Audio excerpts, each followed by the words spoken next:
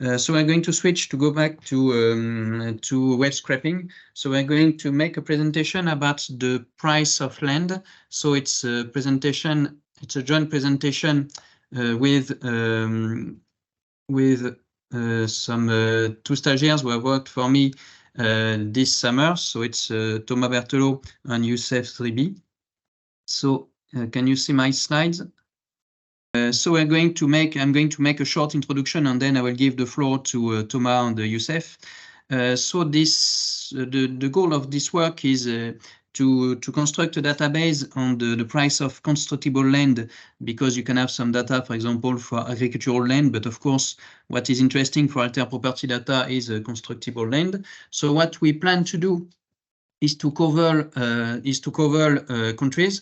So we have started to cover a few countries like France, US, New Zealand, Ireland, but of course the goal is to cover more countries, including emerging ones, because for the most, this kind of data are not available or are very scarce or not at all harmonized.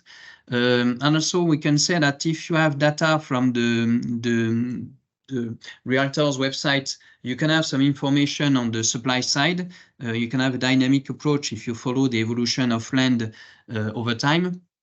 And you can look at the stock of offers, the duration, the price revisions. And once you have the price of land, you can construct interesting statistics, for example, the housing Tobin queue, that enables to calculate if you have some over-investment situations, as we did with Peter Pontour to assess the possible over-investment in Euro area. And also what you can do, and that will be shown in the end of the presentation, is to try to assess the magnitude of the supply constraints by comparing the price of land which is to be sold with the price of land of dwellings that are already existing.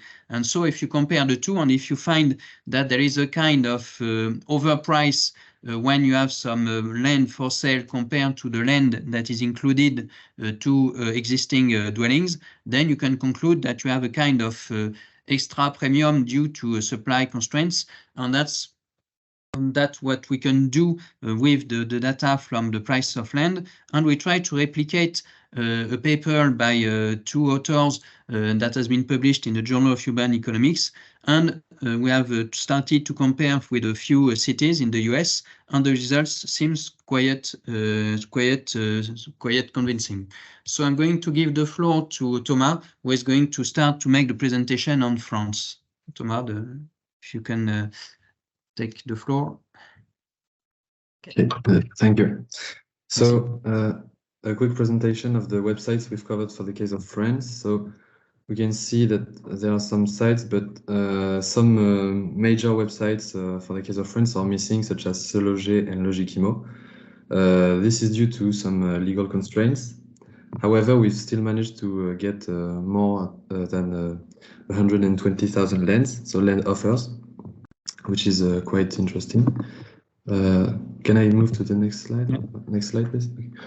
So the first thing is comparing our data to some available data, which is which here is from the EPTB survey, so enquête pour les terrains à bâtir.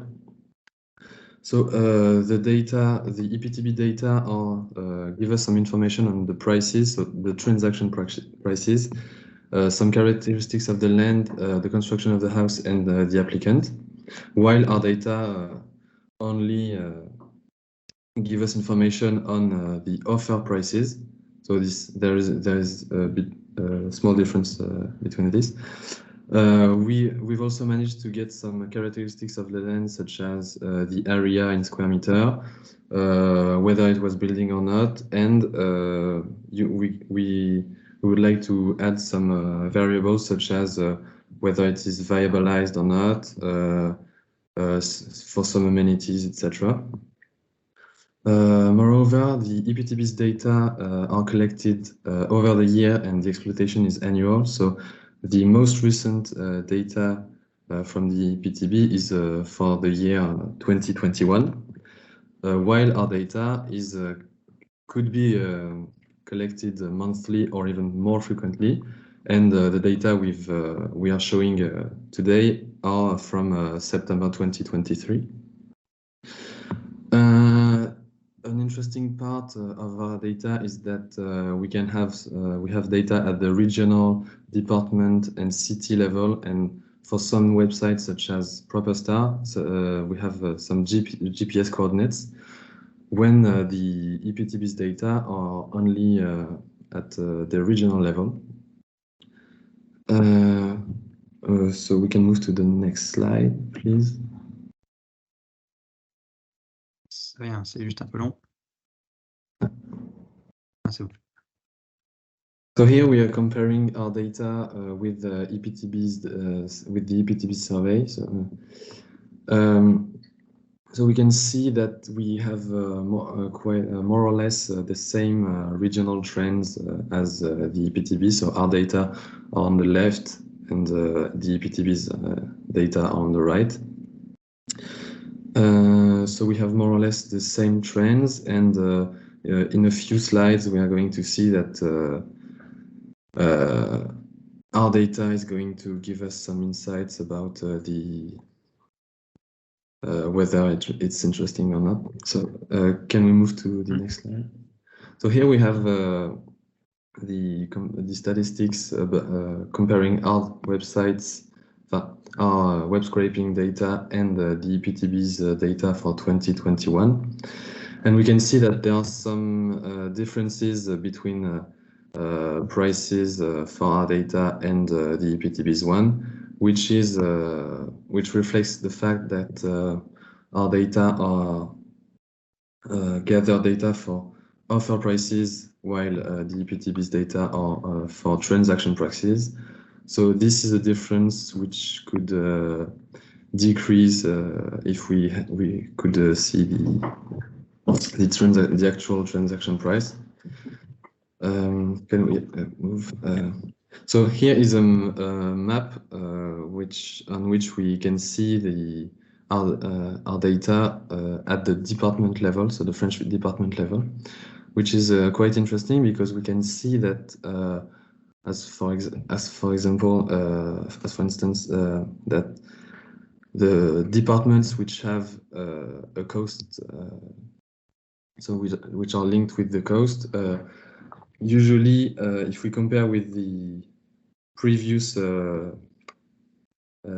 map we had, we can see that departments on the which have a connection with the coast, the sea or the ocean, seems to be pushing prices up, pushing their region's prices up, which we are not able to see at the regional level. So this is quite interesting. And I think I'm gonna let you. So this is that's it for the case of France, and we are interested in gathering some data for some other prices, which Youssef is going to present. Yes, thank you, Thomas. Yes, so in this phase of the project, we worked on non-French territories. We explored 3 different countries, the US, Ireland, as well as New Zealand. To gather data describing the lands on these territories, we relied on 3 main websites, Landwatch, Daft, and realestate.nz.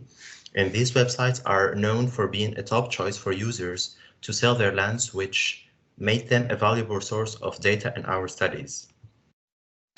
Moving to the next slide, we will first present the scraped data results for Ireland. We explored multiple regions, exactly 26 regions. For each region, we looked for its number of lands, the mean price per square meter, the mean surface, as well as other variables. For larger densely populated cities like the capital Dublin, we had a small number of lands, 17, compared to smaller populated regions like Mayo with a much larger number of empty lands, 216 to be exact. And moving to the second country, can we switch slides? Moving to the second country we covered, which was the US, specifically the regions Dallas and Greenville. Multiple studies were conducted on the American territories.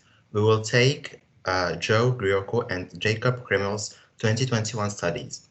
This paper introduces the Zone and Tax Index, which is an index measuring the impact of local residential land use restrictions on land values across within single-family housing markets. To validate our scraped data, we applied this method on the same regions they worked on. We ended up finding similar measures of the zone index using the scraped data. As we can see, we find for Dallas 1.298 with scraped data, and on the article we found 1.66 found on their data. And moving to the next slide. Perhaps we can switch this quite quickly because it's more methodology. So perhaps just to remind how the zoning tax is calculated, but perhaps we can switch to this one. Yeah, sure. So to further validate our extracted data, we compared our results to the one found at the American Enterprise Institute. The results we found were very similar to the official stats. It is important to note that the US is a very large territory, and we were only able to explore 2 regions, Greenville and Dallas. Therefore, we intend to further our studies by covering more territories in the US.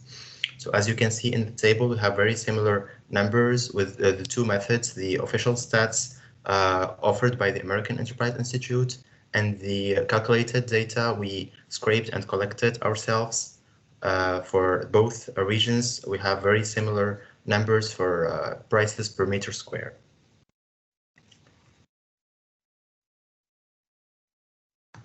So perhaps the next step, being given these elements from New Zealand, Ireland, and the US, is that we plan to cover more countries because indeed we have covered these 4 countries if you include France. But of course, we can try to cover more than that. We had at the start of the stage of Youssef and Thomas try to cover which countries had some websites that could enable to cover the price of land.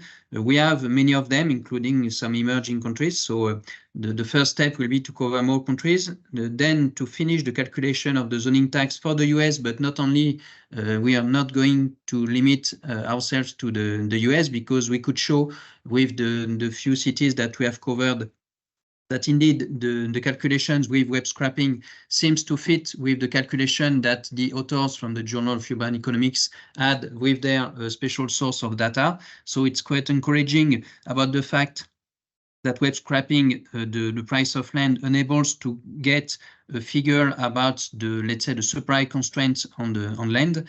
So that's quite encouraging, and we are going to try to have the same methodology for not only the US but also for other countries. And then the last step, and we will do it, of course, with Alter property data. Once we have finished all this work, will be to make the data, at least the one that are not, let's say, confidential or not too disaggregated because it would be too big, but at least to a certain level of aggregation. The last step will be to make the data public so that you can replicate the results and so that you can get some harmonized information on the price of land because this data currently is missing across countries. So this is it. We still have a few minutes for questions. Okay, thank you for this presentation.